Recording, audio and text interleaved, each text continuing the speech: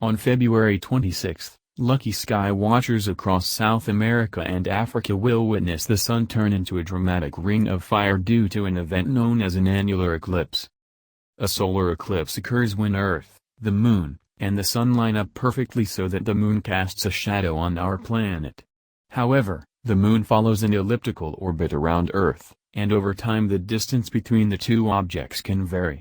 For sky watchers, that means the apparent size of the lunar disk in the sky changes, too. A total solar eclipse happens when the Moon is close enough to Earth that it seems to completely cover up the Sun. Annular eclipses occur when the Moon is farther from Earth and appears to be smaller than the visible disk of the Sun, so it does not cover up our star completely.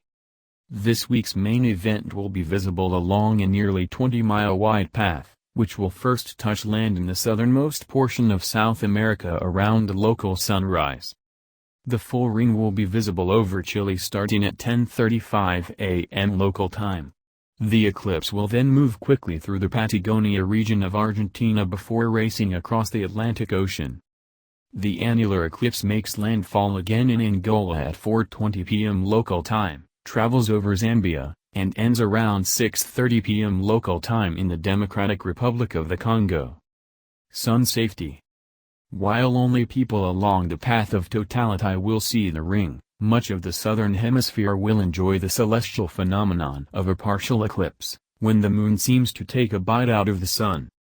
Viewers in most of Brazil, Paraguay, and Bolivia will be able to see the Moon covering up to 40% of the Sun, while folks in most of Argentina, Uruguay, and southern and equatorial Africa will see up to 90% covered.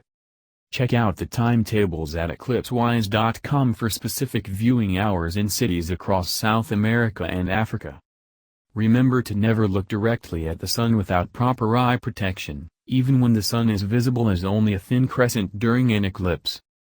If you are using a telescope or camera, you can use specially designed solar filters over the front lenses to avoid eye damage.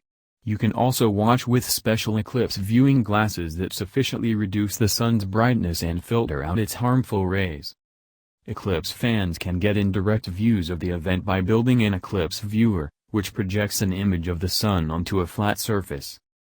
If you are clouded out or can't make it into the eclipse pathway, the Robotic Telescopes of Astronomy Outreach Venture SLU will offer a live stream of the encounter beginning at 7 a.m. ET on February 26.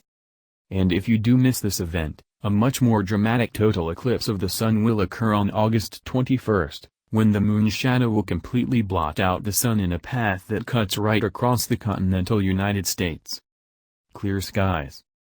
Andrew Fazekas, the night sky guy, is the author of Star Trek, the official guide to our universe and host of NG Live, Mankind to Mars presentations.